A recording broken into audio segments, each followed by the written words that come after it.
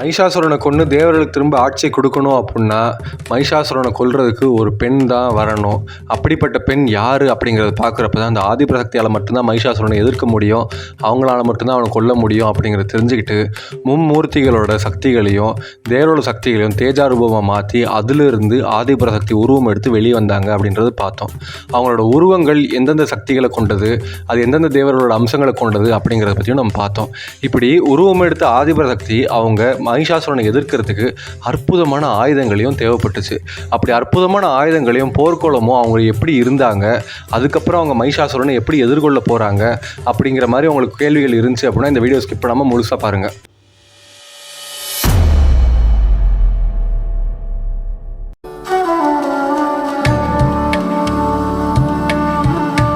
தேஜா உருவத்திலிருந்து பெண் உருவம் எடுத்த ஆதிபராசக்தியை சிறப்பிக்கும் விதமாகவும் அவங்க போர்க்கோளம் கொள்ளும் விதமாகவும் தேவர்கள் எல்லாமே அவங்ககிட்ட இருந்த சிறப்பான ஆயுதங்களை கொடுத்தாங்க. மும்மூர்த்திகளும் ஆதிபராசக்தியோட சக்தியை சிறப்பிக்கும் விதமாக அவங்களோட சிறந்த ஆயுதங்களை ஆதிபராசக்தி கொடுத்தாங்க. அப்படி என்ன ஆயுதங்களை கொடுத்தாங்க அப்படின்னா, ரொம்ப சக்தி வாய்ந்த பிரகாசமான சூலாயத்தை சிவபெருமான் அம்பிகைக்கு பரிசாக கொடுக்குறாங்க. 1000 சூரியன் பிரகாசம் கொண்ட சக்கராயத்தை விஷ்ணு பகவான் அம்பிகைக்கு கொடுக்குறாங்க. எந்த திசையில் போர் நடந்தாலும் வெற்றி முழக்கத்தை கொடுக்கறதுக்காக வருணன் ஒரு வெற்றி முழக்கத்தை கொடுக்குற சங்க பரிசாக கொடுக்குறாங்க. அக்னி தேவன் அவர்கிட்ட இருக்கிற ஆயுதத்திலே சதா அக்னி அப்படின்ற கொடூரமான அக்னியை ஆயுதமாக கொடுக்குறாங்க. வாயுதேவன் அற்புதமான அம்புகளையும் அஸ்திரங்களையும் சக்தி வாய்ந்த விசித்திரமான வில்லையும் பரிசாக கொடுக்குறாங்க. அதே சமயத்தில் இந்திரன் அவரோட ஆயுதத்திலே ரொம்ப பேர் போன வஜ்ராயுதத்தை ஆதிபராசக்திக்கு பரிசாக கொடுக்குறாங்க. யமதர்மராஜா அவரோட தண்டாயுதத்தை ஆதிசக்திக்கு கையில் கொடுக்குறாங்க.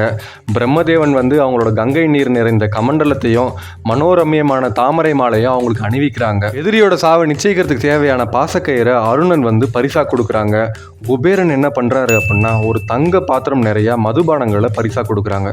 துவஷ்டா சௌமோதகி அப்படின்ற ஒரு சக்தி வாய்ந்த கதையும் வஜ்ர கவசத்தையும் பல வகையான அம்புகளையும் பரிசாக கொடுக்குறாங்க. அது மட்டும் இல்லாமல் ஆதிபராசக்தியை அழகு பார்க்கும் விதமாக அவங்களுக்கு கால் அணிகளையும் தங்க ஆபரணங்களையும் அவங்க பரிசாக கொடுக்குறாங்க. சூரியனோட பேருக்கேற்ற மாதிரி அவருக்கு சிறப்புமிக்க உள்ள அவரோட ஒளி கற்றளைகள் எல்லாமே ஆயுதமாக்கி ஆதிபராசக்தி கொடுக்குறாங்க. விஸ்வகர்மா அவரோட கங்கணத்தையும் நவரத்த தோல் வளையத்தையும் அவங்க கொடுக்குறாங்க. அது மட்டும் இல்லாமல் எல்லாத்தையும் அழிக்கக்கூடிய கூர்மையான கோடாரியையும் அவர் பரிசாக கொடுக்குறாரு. திருப்பார்க்கடலிருந்து வினோதமான ஆடைகளும் அழகிய மோதிரங்களும் அவங்களோட ஜடையை பின்றதுக்கான பில்லைகளையும் அது மட்டும் இல்லாமல் அவங்க காதுக்கு அழகு சேர்க்கும் விதமாக அழகான காதணிகளையும் கொடுக்குறாங்க. மகா சமுத்திரத்தில் இருந்தும் தென்கோடி கடலாக இருக்கக்கூடிய ரத்னாகாரம் அப்படிங்கிற கடலில் இருந்தும் நவகோடி கண்டிகைகளையும் மோதிரத்தையும் பரிசாக கொடுக்குறாங்க. மலையரசனான இமவான் அப்படிங்கிறவர் ரத்தினத்தையும் தங்க சிங்கத்தையும் பரிசாக கொடுக்குறாரு. ஐராவதம் அப்படிங்கிற யானை அதனால் முடிஞ்ச அளவுக்கு ஒரு மணியை ஆதிபராசக்திக்கு காணிக்கையாக கொடுக்குது. தேவர்களாலேயும் மும்மூர்த்திகளாலேயும் ஏன் எல்லா உயிரினத்தாலேயும் கொடுக்கப்பட்ட பரிசுகள் எல்லாமே அன்போடு ஏற்றுக்கிட்டு அம்பிகை இது எல்லாமே அணிஞ்சுக்கிட்டு அவங்களோட போர்க்கோளத்தில் காட்சி கொடுக்குறாங்க. இதை பார்த்த தேவர்களுக்கு எல்லாமே ரொம்ப சந்தோஷம் ஏற்படுது. ஏன்னா அந்த மகிஷாசுரனை அழிக்கிறதுக்கு ஒரு பெண் உற்பத்தி ஆயிட்டாங்க. இந்த பெண்ணால் தான் அந்த மகிஷாசுரனுக்கு அழிவு அப்படிங்கிறது இருக்க போகுது அப்படின்றது தெரிஞ்சோடனே அவங்க எல்லாருமே சந்தோஷத்தில் ஆடுறாங்க. ஆதிபராசக்தி நோக்கி எல்லாருமே வணங்குறாங்க. அந்த கொடூரம் குணம் கொண்ட மகிஷாசுரனை வதம் பண்ணி தேவர்களுக்கு அவங்களோட ராஜ்யத்தை மீட்டு கொடுப்பேன். எப்பெல்லாம் அறம் தவறுதோ அந்த இடத்துல நான் அவதாரம் எடுத்து அந்த அறத்தை நிலைநாட்டுவேன். இதுதான் என்னோட கடமை அப்படின்னு சொல்லி அந்த அம்பிகை எல்லாருக்கும் வாக்குறுதிகள் கொடுக்குறாங்க. இதை கேட்டோடனே தேவர்களுக்கு ஒரு மனசில் ஒரு சந்தோஷம் ஏற்படுது. எப்படியாவது இந்த ஆதிபராசக்தி மகிஷாசுரனை ஜெயிச்சிட்டாங்க அப்படின்னா நம்ம திரும்ப அந்த இடத்த அடைஞ்சிருவோம். நம்ம திரும்ப நம்மளோட தேவலோகத்தில் போய் நம்ம ராஜ்யத்தையும் சரி நம்மளோட வாழ்க்கையும் சரி செம்மையாக வாழலாம் அப்படின்றத அவங்க யோசிக்கிறாங்க. இந்த அண்டசராசரத்தில் இருக்கிற எல்லா உயிரினத்திலும் வியாபிச்சு நிற்கிற இந்த ஆதிபராசக்தி தெரியாதா இந்த தேவர்கள் என்ன நினைக்கிறாங்க அப்படிங்கிறத இதை தெரிஞ்சுக்கிட்ட ஆதிபராசக்தி அவங்க மனசில் பயங்கரமான சிரிப்பு ஏற்படுது. அவங்க கைகொட்டி சிரிக்கவும் ஆரம்பிக்கிறாங்க. இதை பார்த்தோன்னே தேவர்களுக்கு ஒன்றுமே புரியலை. நம்ம என்ன நினச்சோம், நம்ம என்ன பண்ணிகிட்டு இருக்கோம், ஆதிபராசக்தி ஏன் இப்படி சிரிக்கிறாங்க அப்படிங்கிற மாதிரி அவங்க யோசிச்சுட்டு இருக்காங்க. அப்போது இந்திரன் ரொம்ப பணிவாக ஆதிபராசக்திகிட்ட கேட்குறாங்க, சிரிக்கிற அளவுக்கு நாங்கள் என்ன பண்ணோம், எங்கள் நிலைமையை பார்த்தா அவங்களுக்கு சிரிப்பு ஏற்படுதா அப்படின்னு சொல்லி அவங்க கேட்குறாங்க. அதுக்கு ஆதிபராசக்தி ஒரு விஷயத்தை சொல்ல ஆரம்பிக்கிறாங்க. அவங்க என்ன சொல்கிறாங்க அப்படின்னா, இந்த உலகத்தில் பிரச்சனை அப்படிங்கிறது உருவாகிறதே சுகத்தால் மட்டும்தான். நீங்கள் சுகத்தை விரும்புனீங்க அப்படின்னா உங்களுக்கு பிரச்சனை அப்படிங்கிறது உருவாகும். நீங்கள் தேவலோகத்தில் உங்களுக்கு சுகம் கொடுக்கக்கூடிய எல்லா விஷயத்தையும் நீங்கள் உருவாக்கி வச்சுருந்தீங்க. அதை பார்த்து ஆசைப்பட்ட அந்த மகிஷாசுரன் இந்த சுகத்தை அடையணும்னு ஆசைப்பட்ட மகிஷாசுரன் தேவர்களை போருக்கும் அழைச்சான். தேவலோகத்தை முற்றுகையிட்டு அவன் கைப்பற்றவும் செஞ்சான். இப்படி சுகத்தினால தான் பிரச்சனை வரும் அப்படிங்கிறது நிரூபிக்கப்பட்டிருக்கு. ஆனால் இங்கே அறம் தவறி இருக்குது அப்படிங்கிறதுனால இந்த அறத்தை நிலைநாட்டுறதுக்காக நான் அவங்களோட கஷ்ட கஷ்டத்தை தீர்க்க நான் இங்கே அவதாரம் எடுத்து வந்திருக்கேன். அது மட்டும் இல்லாமல் அந்த மைஷாசுரன் வந்து அவனோட காலம் வந்து இப்போ அவனுக்கு வெற்றிகளை கொடுக்கக்கூடிய காலமாக இருக்குது. அந்த வெற்றிகளை கொடுக்கக்கூடிய காலத்தினால தான் அவன் ஜெயிக்கிறான் அப்படின்னு சொல்லி ஆதிபரசி சொல்கிறாங்க. இதை கேட்ட உடனே இந்திரனுக்கு ஒரு குழப்பம் ஏற்படுது. அது என்ன காலத்தின் அடிப்படையில் தான் எல்லாமே இயங்குதுன்னு சொல்கிறீங்க, இந்த காலம் எப்படி இயங்குது அப்படிங்கிறத எங்களுக்கு கொஞ்சம் விரிவாக சொல்லுங்க அப்படின்னு சொல்லி இந்திரன் கேட்குறான். இந்திரன் சொன்னதை கேட்ட ஆதிபரசக்தி வந்து இந்திரனை பார்த்தோம் தேவர்களை பார்த்தோம் அவங்க ஒரு விஷயத்த சொல்ல ஆரம்பிக்கிறாங்க. இந்த அண்டசராசரத்தை உருவாக்குறப்போ நான் காத்தல் அழித்தல் உருவாக்குதல் அப்படின்ற முத்தொழில அடிப்படையாக வச்சு தான் நான் எல்லாத்தையுமே உருவாக்கினேன். இந்த தொழில் எப்படி நடக்குது அப்படின்னா காலத்தின் அடிப்படையில் தான் நடக்குது. இந்த காலம் வந்து யாருக்காகவும் நிற்காது. நல்லவர்கள் நல்லது செஞ்சால் அது புண்ணியத்தில் போய் சேரும். அவங்களோட இறுதி காலம் வரப்போ அவங்க அழியிறப்போ அவங்க என்னோட 2 தடவை வந்து கலப்பாங்க. நான் தீயவர்களும் தீய விஷயங்களை செஞ்சாங்க அப்படின்னா இந்த காலங்கள் கழியிறப்போ அவங்க அழிவாங்க. அவங்க திரும்ப இந்த பிறவி என்னும் கடலில் வந்து திரும்ப பிறப்பெடுத்து அவங்க இந்த அண்டசராசத்தில் அவங்க ஞானம் அடைகிற வரைக்கும் திரும்ப பிறப்பெடுத்துட்டே இருப்பாங்க. இந்த காலத்தை வந்து சிவபெருமானோட அம்சமாகவே நான் படைச்சிருக்கேன். அதனால தான் அவர் காலத்தோட காலனாக இருக்காரு. இந்த அண்டசராசத்தில் இருக்கிற எல்லாருக்கும் காலத்தின் மூலியமாக அவர் ரட்சிக்கவும் செய்கிறாரு. இப்போ மைஷாசுரன் வந்து அவன் பெரிய வரங்களை வாங்கி அவன் மிகப்பெரிய அசுரனை மாறுறான் அப்படின்னா அவனோட காலம் வந்து அவனுக்கு கை கொடுக்குற நிலைமையில் இருக்குது. யார் ஒருத்தனுக்கு காலம் தூக்கி விடணும்னு முடிவு பண்ணுதோ அந்த நிலைமையில் அவங்க ஞானம் அடைஞ்சாங்க அப்படின்னா அவங்க வந்து இறைநிலை அடைவாங்க. ஞானம் அடையலை அப்படின்னா மைஷாசுரன் மாதிரி அவங்க கண்டிப்பாக அழிய தான் போகிறாங்க அப்படின்னு சொல்லி ஆதிபரசக்தி சொல்கிறாங்க. கேட்ட உடனே இந்திரனுக்கு இன்னொரு சந்தேகமும் ஏற்படுது. இந்த காலம் வந்து எதன் அடிப்படையில் நடக்குது, இது எப்படி காலம் நகருது அப்படிங்கிறத நான் தெரிஞ்சுக்கிறது அப்படின்னு சொல்லி அவன் கேட்குறான். இந்த காலத்தை வந்து ஒரு நிலையாக இல்லாமல் இதை வந்து நகர்த்தி கொண்டு போய்கிட்டே இருக்கணும். இந்த காலத்தின் அடிப்படையில் தான் வந்து நல்லது செஞ்சாலும் கெட்டது செஞ்சாலும் அவங்களோட வயது அப்படிங்கிறது முதிர்வடைஞ்சு அவங்க இறக்க செய்கிறாங்க. இந்த காலத்தை வந்து கட்டுப்படுத்துறதுக்கு இதை வந்து அனுமானிக்கிறதுக்கு தான் நான் சூரியன் சந்திரன் அப்படின்ற 2 விஷயங்களை நான் படைக்கவும் செஞ்சேன். இந்த சூரியனும் சந்திரனும் 2 கண்களாக பெற்றிருக்க சிவபெருமான் தான் இந்த காலத்தின் சொரூபமாக இருக்காரு. அதனால தான் அவரோட அழிக்கும் தொழிலுக்கு இந்த காலத்தை வந்து அவர் அடிப்படையாக பயன்படுத்தி இந்த காலத்தை பயன்படுத்தி நல்ல காலம் இருக்கிறப்போ அவங்க ஞானத்தை அடைய வைக்கிறாங்க, கெட்ட காலம் இருக்கிறப்போ அவங்க அழிவன் பாதைக்கு கொண்டு போக செய்கிறாங்க. இதுதான் வந்து சிவபெருமான் அவர் கையால் எடுத்து அவர் வந்து இந்த அண்டசராசத்தை ரட்சிக்க செய்கிறாரு அப்படின்னு ஆதிபரசக்தி வந்து காலத்தை பற்றி அவங்க விவரிக்கிறாங்க.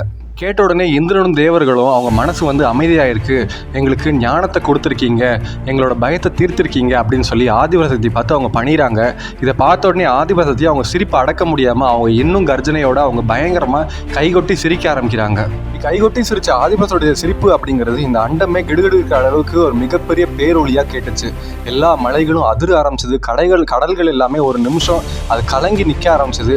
அசுரலோகமே இடிஞ்சு போகிற அளவுக்கு அந்த சிரிப்பு சத்தம் அப்படிங்கிறது கேட்டுச்சு. இது கேட்ட உடனே இடி விழுந்த உடனே பயந்து ஓடுற பாம்புகள் போல அசுரர் எல்லாமே பயங்கரமாக பயந்து செதறாங்க. என்ன ஆச்சுன்னு தெரியல, ஏதோ ஒரு பேரழிவு வந்துருச்சு போல அப்படின்னு பயந்து மைஷாசுரனை கோட்டைக்குள்ளே எல்லாம் பயந்து ஓடுறாங்க. மைஷாசுரனை பார்த்து அசுர குருவே, அசுர தலைவனே, இது என்ன சத்தம்னு தெரியல, நம்மளை அழிக்கிறதுக்கு தான் ஏதோ ஒரு சத்தம் உற்பத்தி ஆயிருக்கு போல, நீங்கள் தான் இது என்னன்னு பார்க்கணும் அப்படின்னு சொல்லி அவங்க எல்லாருமே மன்றாடுறாங்க. மைஷாசுரனுக்கு பயங்கரமான கோபம் வருது.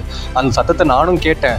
நம்மளை பயங்காட்டுற அளவுக்கு, அதாவது இந்த இந்திரலோகத்தில் இருக்கக்கூடிய அசுரர்களை பயங்காட்டுற அளவுக்கு யாருக்கு தைரியம் அப்படிங்கிறது இருக்குது, அப்படிப்பட்ட ஆளை வந்து தேடி கண்டுபிடிச்சி கொண்டு வாங்க. இந்த சத்தத்தை யார் உற்பத்தி பண்ணாங்களோ அவனையும் தேடி கண்டுபிடிச்சி கொண்டு வாங்க. அவனோட அகம்பாவத்தை ஒழிச்சு இந்த மைஷாசுரன் கிட்ட மண்டியிட வச்சு அவனை நான் கொல்லுவேன், அதுதான் வந்து அவனை கொடுக்குற பரிசாக இருக்கும் அப்படின்னு சொல்லி மைஷாசுரன் வந்து கர்ஜனைட்டு சொல்கிறாரு. உடனே மைஷாசுரன் என்ன பண்ணுறாரு அப்படின்னா 2 தூதர்களை அழைக்கிறாங்க. அந்த தூதர்கள்ட்ட என்ன சொல்கிறாங்க அப்படின்னா, அசுர தூதர்களே, இந்த சத்தம் எங்கேருந்து வந்துச்சுன்றதை கண்டுபிடிச்சி அந்த அகம்பாவியை கொண்டு வாங்க, அவனை என் கையால் கொண்டாதான் என் ஆத்திரம் அடங்கும், ஏன்னா அசுரர்களே பயக்க வச்சுட்டாங்க, அப்படிப்பட்ட சக்தியை வந்து அவன்கிட்ட இருக்கா, அவனை கொன்னாதான் வந்து எனக்கு மனசு அடங்கும்னு சொல்லி மைஷாசுரன் வந்து சொல்கிறாரு. கேட்டு அந்த தூதர்கள் என்ன பண்ணுறாங்க அப்படின்னா எங்கேருந்து அந்த சத்தம் வந்துச்சு அப்படிங்கிறத தேடி கண்டுபிடிச்சி அது இப்போ வழியாகவே போகிறாங்க. போகிறப்ப தான் தெரியுது அவங்க ஒரு இடத்துல மறைஞ்சு இருந்து பார்க்குறாங்க. அங்கே தேவர்கள் எல்லாமே கூட்டமாக நின்று யார்கிட்டயே பேசிகிட்டு இருக்காங்க. யார்கிட்ட பேசிகிட்டு இருக்காங்க அப்படிங்கிற தெரிஞ்சுக்கிறதுக்காக அவங்க எட்டி பார்க்குறாங்க. அந்த சமயத்தில் தான் அங்கே ஒரு மிகப்பெரிய பேரழகியான ஒரு பெண் நின்றுட்டுருக்காங்க. அந்த பேரழகி முகத்தில் காதல் ரசம் வடிவுன்னு பார்த்தா வீர ரசம் வடிஞ்சிட்ருக்கு. பார்க்குறதுக்கு ரொம்ப பெரிய பேரழியாக கட்டளையாக இருக்கிற அந்த பெண் வந்து எல்லா ஆயுதங்களும் கையில் ஏந்தி 18 கரங்களோட ஒரு வீர மங்கையாக அவங்க முன்னாடி இருந்து அவங்களுக்கு உபதேசம் பண்ணிட்டு இருக்காங்க. இதை பார்த்த உடனே அந்த தூதர்களுக்கு ஒரு பயம் ஏற்படுது. அந்த கட்டளையோட அழகுல மயங்கினாலோ அவங்களோட மனசுல ஒரு பயம் ஏற்படுது. இந்த பயத்தினால அவங்க இன்னும் உற்று கவனிக்கிறாங்க. இந்த சமயத்தில் தான் அந்த பேரழகியான அம்பிகை வந்து தேவர்கள் கிட்ட ஒரு விஷயத்த சொல்றாங்க.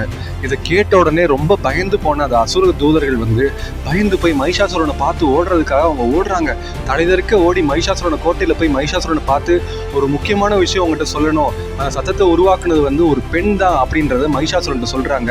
உடனே மகிஷாசுரன் கோவம் வருது. அந்த பெண்ணை கையோட பிடிச்சி கூப்பிட்டு வர வேண்டியதுன்னு, அவளை நான் கொல்லிருப்பேன்ல அப்படின்னு சொல்லி அவள் சொல்கிறாங்க. அப்போ தான் அந்த தூதர்கள் சொல்கிறாங்க, நீங்கள் நினைக்கிற மாதிரி அந்த பெண் வந்து ஒரு சாதாரண பெண் மாதிரி தெரியல. அவளோட தேஜஸையும் அவளோட முகத்தையும் அவளோட வடிவத்தையும் பார்க்குறப்போ எங்களுக்கே பயம் ஏற்படுது. அவள் மிகப்பெரிய பேரழகியாக இருந்தாலும் அவள் கையில் 18 கரங்கள் இருக்குது. அந்த 18 கரங்கள்லையும் 18 ஆயுதங்களை ஏந்தி ஒரு போர்க்கோளத்தோடு நின்று தேவர்கள்ட்ட பேசிகிட்டு இருந்தாங்க அப்படிங்கிறத அவர் சொல்கிறாரு. அது மட்டும் இல்லாமல் அந்த வீராங்கனையாக இருக்கிற பெண் வந்து பார்க்கறது மிகப்பெரிய பேரழகியாக இருக்காங்க. அந்த கட்டழகி வந்து தேவர்கள்ட்ட என்ன சொன்னாங்க அப்படின்னா, அவங்க கையில் ஒரு தங்க பாத்திரத்தை வச்சுருந்தாங்க. அந்த பாத்திரத்தை வச்சுக்கிட்டு அவங்க தேவர்கள்ட்ட சொல்கிறாங்க, எல்லா அசுரர்களையும் கொன்று மகிஷாசுரனையும் கொன்று அவனோட ரத்தத்தை இந்த பாத்திரத்தில் வாங்கி என்னோட வாகனமான இந்த சிங்கத்துக்கு நான் வந்து பரிசாக கொடுக்க போகிறேன். அது வந்து அந்த ரத்தத்தை வந்து மதுபானத்தை அருந்துற மாதிரி அந்த ரத்தத்தை குடிச்சு அதோட பசியை வந்து தீர்த்துக்கும் அப்படிங்கிறது சொல்கிறாங்க. இதை கேட்ட உடனே எனக்கு மனசு படப்படன்னு ஆயிடுச்சு. என்னடா இது, மகிஷாசுரன் இருக்கிறப்பே அழிவு அப்படிங்கிறது ஒன்று இருக்குமா?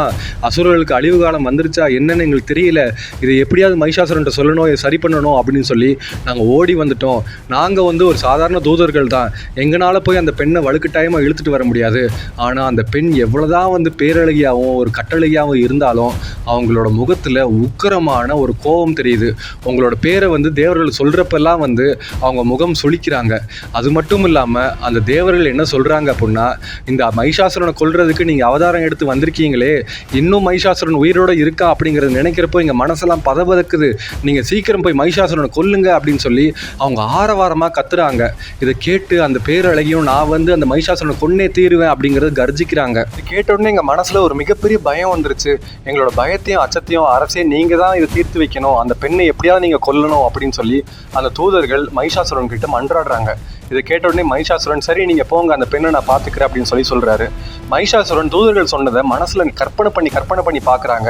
அந்த பெண் எப்படிலாம் அழகாக இருப்பா, அந்த பெண் எவ்வளோ வீரமாக இருந்திருப்பா அப்படிங்கிறத நினச்சி மகிஷாசுரன் அந்த பெண் அப்படிங்கிறது வந்து மறந்து அந்த பெண்ணை நம்ம எப்படியா அடைஞ்சே தீரணும். ஏன்னா இப்படிப்பட்ட வீராங்கனை தான் நமக்கு மனைவியாக வர்றதுக்கு தகுதியானவ. அவள் வந்து கண்டிப்பாக ஒருத்தனை கல்யாணம் பண்ணியிருக்க மாட்டா.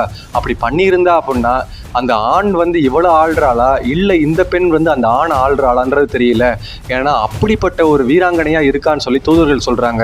ஒரு பெண் அப்படின்னா அவங்க முகத்தில் காதல் ரசம் தான் வடியணும். ஆனால் இந்த ஆதிபராசக்தி முகத்தில் வந்து வீரரசம் வடியுது அப்படின்னு சொல்கிறாங்க. இப்படிப்பட்ட வீராங்கனை தான் இந்த வீரன் கல்யாணம் பண்ணிக்கணும். இந்த வீரனுக்கு ஏற்ற பெண் தான் அப்படிங்கிறதுனால இவளை எப்படியாவது நம்ம அடைஞ்சே தீரணும் அப்படிங்கிற வெறி அவன் மனசில் ஏற்பட்டுக்கிட்டே இருக்குது. பெண்கிட்ட நம்ம ஆசையை எடுத்து சொல்லி அவளை சம்மதிக்க வைக்கணும், அதுக்கு ஒரு ஆளை நம்ம தேர்ந்தெடுக்கணும் அப்படின்னு முடிவு பண்ண மகிஷாசுரன் வந்து அவரோட அமைச்சரை அழைக்கிறாரு. தூதர்கள் சொன்னது எல்லாத்தையுமே நீங்கள் கேள்விப்பட்டிருப்பீங்கன்னு நினைக்கிறேன். அதே மாதிரி அந்த பெண்ணை தேடி கண்டுபிடிச்சி என்னோட ஆசையை வந்து அவகிட்ட எடுத்து சொல்லி அவளை வந்து எனக்கு கல்யாணம் பண்ணி வைங்க, என்னோட அந்தப்புறத்தில் அவளை அலங்கரித்து வைங்க. எனக்கு வந்து அந்த பெண்ணோட நினைப்பாகவே இருக்குது. நான் எப்படியாவது அந்த பெண்ணை அடைஞ்சே தீரணும். யாராலுமே அடைய முடியாது, தேவலோகத்தை அடைஞ்சிட்டேன், அடுத்து அந்த தேவர்களுக்கு உதவி பண்ண வந்து அந்த பெண்ணை நான் அடையணும். இதுக்கு நீங்கள் தான் உதவி பண்ணணும்னு சொல்லி அமைச்சர்கிட்ட மகிஷாசுரன் கேட்குறாரு.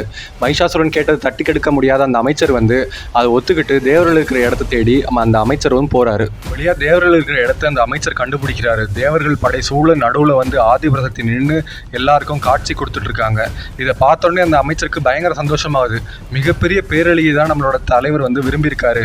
கண்டிப்பாக இந்த பேரழியை நம்மளோட மகிஷாசுரன் கொண்டு போய் கொடுத்தோம் அப்படின்னா அவர் ரொம்ப சந்தோஷப்படுவார் அப்படிங்கிற நினச்சி அவர் வந்து அந்த அவைக்குள்ளே போகிறாரு. சூரக்குல மந்திரியை பார்த்த உடனே தேவர்கள் எல்லாமே பயப்படுறாங்க. அந்த மந்திரி வந்து ஆதிபராசக்தி நோக்கி சொல்கிறாங்க, பேரழகியே உன்னை பார்த்த உடனே எனக்கே ரொம்ப ஆசை ஏற்படுது. ஆனால் என்னோட அசுரகுல தலைவனான மகிஷாசுரன் வந்து உன்னை விரும்புகிறாரு, உன்னை கல்யாணம் பண்ணிக்கணும்னு ஆசைப்படுறாரு. அவர் ஆசைப்படுறதுல தப்பே கிடையாது. ஏன்னா ஒரு பெண்ணை பார்த்த உடனே காதலிக்கணும்னு தான் தோணும். ஆனால் உன்னை பார்த்த உடனே நீ ஒரு வீரமங்கை அப்படிங்கிறது தெரியுது. இப்படிப்பட்ட வீரமங்கை ஆள்றதுக்கும் அதை வந்து ஆட்சி பண்ணுறதுக்கும் ஒரே தகுதியான வீரன் வந்து எங்கள் மகிஷாசுரன் தான். அவனை அழிக்க முடியாத அளவுக்கு அவன் வர வாங்கி வச்சுருக்கான். அப்படிங்கிறதுனால அழிவற்ற அந்த அசுரனை நீ கல்யாணம் பண்ணிக்கணும், அதுதான் எங்களோட ஒரே விருப்பம். இல்லை அப்படின்னா இந்த அசுரப்படைகள் மொத்தத்தையும் அழிச்சு அதுக்கப்புறம் உன்னை தூக்கிட்டு போய் வலுக்கட்டாயமாக கல்யாணம் பண்ணுற விதம் வரும். அந்த அளவுக்கு நீ விடமாட்டே அப்படிங்கிறத நான் நம்புகிறேன் அப்படின்னு சொல்லி அந்த மந்திரி வந்து சொல்கிறாரு. அது மட்டும் இல்லாமல் பார்த்த உடனே யாராக இருந்தாலும் உன்னோட அழகில் சுண்டி இழுக்கிற அளவுக்கு அழகு உங்ககிட்ட இருக்குது. இப்படிப்பட்ட பேரழகை நாங்கள் இது வரைக்கும் என்னால் பார்க்காம விட்டுருக்கோன்னு தெரியல. இருந்தாலும் பரவாயில்ல, நீ உடனே கிளம்பி வந்து மனம் புகந்து எங்களோட மகிஷாசுரனை ஏற்றுக்கிட்டு அவரை வந்து அந்த புறத்தில் அலங்கரிக்கணும். அவர் பார்க்கறதுக்கு எருமை மாதிரி இருக்காருன்னு நீ வந்து பயப்பட வேண்டாம். உனக்காக அவர் வந்து ஒரு மிகப்பெரிய பேரழக ரூபம் எடுத்து உன் கூட கூடி மகிழ்வார். இதுக்கு நீ வந்து ஒத்துழைச்சி கொடுத்தே ஆகணும். நீ வந்து மகிஷாசுரனை ஏற்றுக்கிட்டே ஆகணும். அதுக்கு நான் தூதா வந்திருக்கேன் அப்படின்னு சொல்லி அந்த அமைச்சர் வந்து சொல்கிறாரு. நம்ம யாரை அழிக்கணும்னு சொல்லி உருவெடுத்து வந்திருக்கோமே, அவனே நம்மளை வந்து ஆசைப்படுறேன், என்னை கல்யாணம் பண்ணிக்கோ அப்படின்னு சொல்லி கேட்டு அவன் தூது அனுப்பியிருக்கான். அப்படின்றது கேட்ட உடனே அந்த ஆதிபராசக்தி கோவங்கிற தலைக்கு மேலே ஏறுது. அதுக்கப்புறம் அந்த ஆதிபராசக்தி என்ன சொன்னாங்க, அவங்க தேவர்களுக்கு உதவி பண்ணாங்களா, இல்லை மகிஷாசுரனோட தூதை ஏற்று அவங்க மகிஷாசுரனுக்கு இணங்கி போனாங்களா, எப்படி மகிஷாசுரனை ஜெயிச்சாங்க அப்படிங்கிற மாதிரி சுவாரஸ்யமான விஷயத்தை நம்ம தெரிஞ்சுக்கணும் அப்படின்னா அடுத்தடுத்து வர வீடியோஸை நீங்கள் கண்டினியூஸாக பாருங்கள். சுவாரஸ்யமான கதைகளை வந்து நீங்கள் புத்தகம் மூலியமாக படிக்கணும் அப்படின்னு நினச்சிங்கன்னா ஸ்ரீ தேவி பாகவதம் அப்படிங்கிற புராணத்தோட புக் லிங்க் வந்து டிஸ்கிரிப்ஷனில் இருக்குது. அதில் போய் நீங்கள் வாங்கி படிக்கலாம். இந்த மாதிரி சுவாரஸ்யமான புராண கதைகளுக்கு நம்ம ஏல் சேனலை சப்ஸ்கிரைப் பண்ணுங்கள். இந்த வீடியோ பிடிச்சிருந்துச்சுன்னா ஒரு லைக்கை போடுங்க. உங்கள் கருத்துக்கள் என்ன அப்படிங்கிற கமெண்ட் செக்ஷனில் லீவ் பண்ணுங்கள். அப்படியே மறக்காமல் இந்த வீடியோ உங்கள் ஃப்ரெண்ட்ஸ் அண்ட் ஃபேமிலிக்கு ஷேர் பண்ணுங்கள்.